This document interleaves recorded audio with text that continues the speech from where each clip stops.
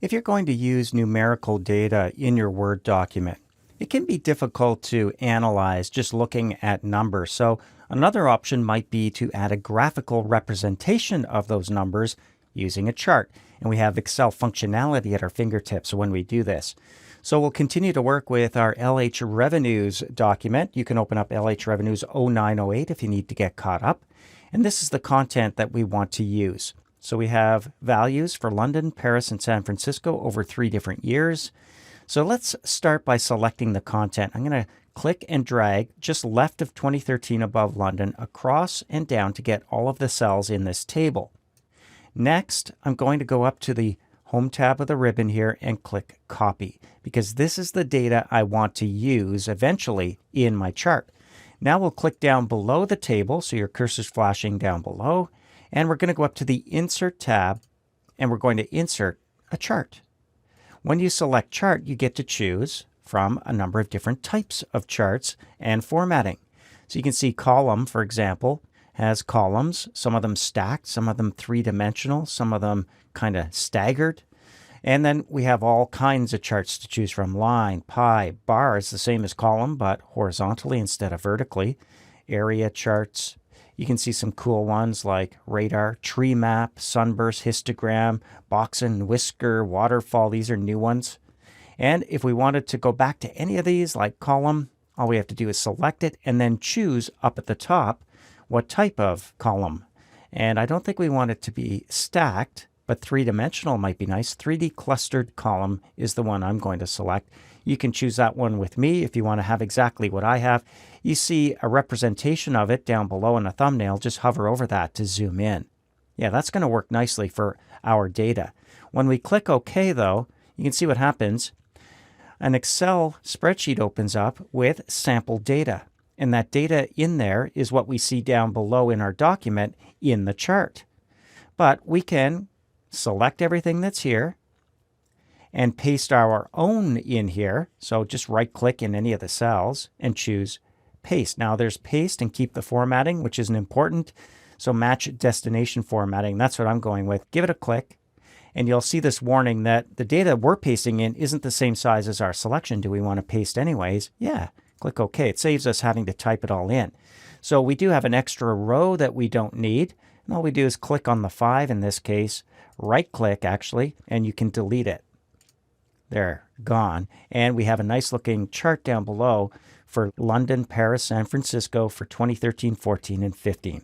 You may not be able to see the data in the columns because it's too big, but that's okay. Just go in between the columns, between B and C. You'll see a double arrow, double click, and it'll expand to accommodate the widest entry. I'm going to do that for all 3, and there's my spreadsheet.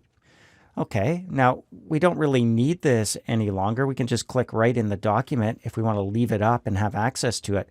But in the document, you can see the chart that's being created for us is using a number of defaults. It's giving us a chart title, placeholder text that we can type in our own title.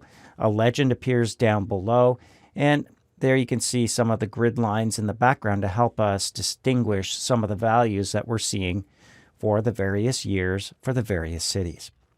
Now, when you're done with the spreadsheet, or what we would call the data table, you can click the Close button to close it up.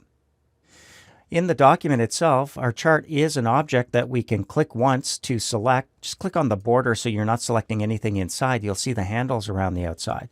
I'm going to stretch this out so it's wider. And I'm going to move it by clicking and dragging with the 4-sided arrow. What you might see is what we're accustomed to seeing for an object that's in line with text. So in that case, we know that we can go up to the chart tools where we see design and format options and try to make a change from there. If we go to format, for example, text wrapping, inline in text is not what we want. We should probably make it so that text does not appear on the sides, but only allowed to appear above and below. So top and bottom might be a better option. That will change the fact that we can move our content around now and center it under our table like so. We could also get to those layout options like we can with any object over here on the right-hand side by clicking the icon.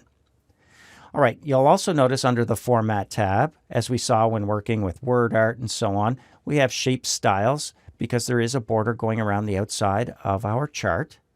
But better is to go to the Design tab where you're going to see, first of all, over here under Chart Layouts, some elements that can be turned on and off. We already know we have a title, we have a legend at the bottom. Let's go to Add Chart Element, click the drop down, and let's go down to Legend. You'll notice that it's already selected down here, bottom, but maybe you'd rather see it over on the right-hand side. See the 2013, 14, and 15 icons over there on the right, or maybe at the top under Chart Title. You get a real-time preview of what you're about to select. I like the right, so that's what I'm going to select right there. All right, next, if we go back to Add Chart Element, you notice that Chart Title is above the chart. Could be a centered overlay right in the chart. I like it above, but obviously we need to change the text in there. So when we select it, we're actually in the text box. You can click and drag over Chart Title and type in LH revenues over 3 years. There we go. And you can click outside that to deselect it, still having the chart selected and in place. All right, let's go up to some of the chart styles now. You'll notice that the first one is selected. It's got that gray shading around the outside, but there are different options to choose from.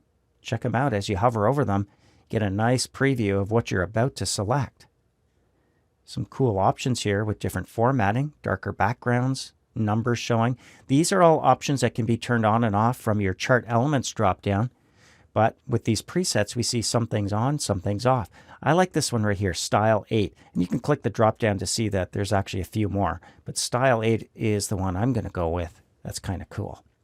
Now, maybe it'd be nice to see the chart data down below, but that's an element we really don't need to turn on because we have the table that we took the data from right above. But just so you know, under Add Chart Element, you can, if you want to, display the data table with legend keys or without legend keys. And if we scroll down a little bit in our document, you'll be able to see what that might look like. Again, we don't really need it because we already have the table up above. So there's the actual data underneath the bars themselves. But I'm going to keep it at none, deselect, and there's a nice looking chart using some of Microsoft Excel's functionality to create based on content we already had in our Word document. A graphical representation of the data makes it much easier to analyze.